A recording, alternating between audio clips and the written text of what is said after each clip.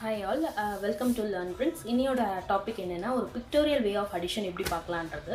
ஏன் வந்து நம்பர்ஸ்லேருந்து பிக்டோரியல் போயிட்டோம் அப்படின்னா வந்து ஒரு 3 years 4 years குழந்தைக்கு வந்து நம்பர்ஸ் வந்து நீங்கள் மேக்ஸிமம் 20 30 சொல்லி கொடுத்துருப்பீங்க 3 yearsல.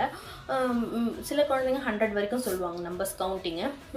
ஸோ அது சொல்லி கொடுத்தா ரொம்ப நல்லது. பட் அவங்களுக்கு வந்து அந்த குவான்டிட்டி புரியாத போது அடிஷன் புரியாது. ஸோ குவான்டிட்டி ஃபஸ்ட்டு சொல்லித்தரணும். நம்பர்ஸ் வந்து நீங்கள் இன்ட்ரடியூஸ் பண்ணும்போது ஒரு படிக்கட்டு இறங்கும்போது ஏறும்போது ஒரு எக்ஸசைஸ் செய்யும் போது ஒரு டான்ஸ் ஸ்டெப் சொல்லித்தரும் போது நீங்கள் நம்பர்ஸை வந்து அழகாக சொல்லித்தரலாம் 1 2 3 4 5 6ன்னு. ஸோ அதை வந்து ஆடிட்டோரியலாக ஃபஸ்ட்டு கேட்டதுக்கப்புறம் விஷுவலாக காமிக்கணும். இதான் நம்பர் 1 இதான் நம்பர் 2ன்றது விஷுவலாக நீங்கள் காமிக்கணும். அப்படி விஷுவலாக காமிச்சதுக்கப்புறம் அதோடைய குவான்டிட்டி இப்போ 2னா நாங்கள் வந்து 2 ஸ்டோன்ஸ் வச்சு காமிப்பேன். 1 2 இதான் 2 3னா 3 ஸ்டோன்ஸ் வச்சு காமிப்பேன் அந்த குவான்டிட்டி. ஸோ 5னா நம்ம ஹேண்ட் ஃபுல் ஆஃப் 5 1 2 3 4 5ன்னு எடுக்கணும் அப்படிங்கிறது அந்த குழந்தைக்கு புரிஞ்சதுக்கப்புறம் நீங்கள் அடிஷனுக்கு வந்தீங்கன்னா அது ரொம்ப ஈஸியாக இருக்கும். அந்த குழந்தையெல்லாம் அண்டர்ஸ்டாண்ட் பண்ணிக்க முடியும்.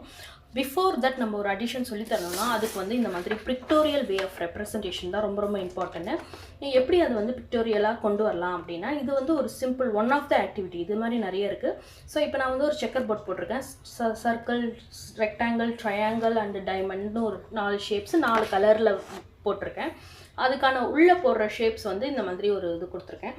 இப்போ நீங்கள் இந்த மாதிரி கார்ட்ஸ் ரெடி பண்ணிக்கலாம். இந்த ஷேப்ஸ்க்கு உள்ளே என்டர் ஆகிற ஒரு பிக்சருக்கு இப்போ 4 பாக்ஸ்னால் 4 ஷேப்ஸ் இருக்குது. ஸோ 4 சர்க்கிள்லேயே நான் வந்து 4 இது பண்ணியிருப்பேன், 4 கார்ட்ஸ் பண்ணியிருப்பேன் இந்த மாதிரி. ஸோ இப்போ நீங்கள் குழந்தைகிட்ட கேட்டுட்டு இது வந்து ஆக்சுவலி எந்த ஹெல்ப்பும் தேவைப்படாது. நீங்கள் ஒரு கார்டை வச்சு குழந்தைக்கு காமிச்சாலே நெக்ஸ்ட் கார்டெல்லாம் ஆட்டோமேட்டிக்காக அவங்களே பண்ணுவாங்க. சப்போஸ் அவங்களுக்கு ஹெல்ப் தேவைப்படுது அப்படின்னா நீங்கள் வந்து அதுக்கு டேரெக்டாக ஹெல்ப் இல்லாமல் சர்க்கிள் எடுத்துக்காமி, ட்ரையாங்கிள் எடுத்துக்காமின்னு சொன்னீங்கன்னா அந்த கார்ட்ஸ்லேருந்து அவங்க 4 ட்ரையாங்கிள் எடுத்து காமிப்பாங்க. ஸோ அப்போ 4 ட்ரையாங்கிளில் எந்தெந்த ஷேப்ஸ்க்கு நேராக மேட்ச் பண்ணி வெயின்னு சொன்னிங்கன்னா அவங்களே வைப்பாங்க. ஸோ நம்ம வந்து அது சொல்லணும்னு அவசியம் இல்லை. ஃபார் எக்ஸாம்பிள் இப்போ ஒரு ஸ்பெஷல் சைல்டுக்கு நீங்கள் இந்த ஆக்டிவிட்டி கொடுக்குறீங்க அப்படின்னா நீங்கள் சொல்கிற இன்ஸ்ட்ரக்ஷன்ஸை அவங்க கண்டிப்பாக செய்ய மாட்டாங்க. அப்போ அவங்க வந்து என்ன நினைப்பாங்கன்னா, நான் ஏன் இங்கே ஸ்லீப்பிங் லைன் வைக்காமல் இங்கேயே நான் ஸ்டாண்டிங் லைனாக வைக்கக்கூடாது இதை அப்படின்னு கேட்பாங்க. ஸோ அப்படி இருக்கும் போது நம்ம வந்து அந்த குழந்தையோட க்யூரியாசிட்டியை வந்து அந்த இடத்துல நரிஷ் பண்ணவே ஆகணும்.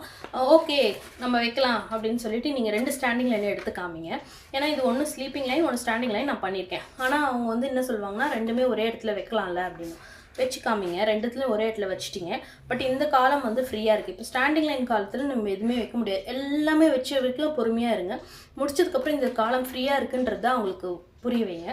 ஓகே அப்போ நம்ம இங்கே ஒரு இடத்துல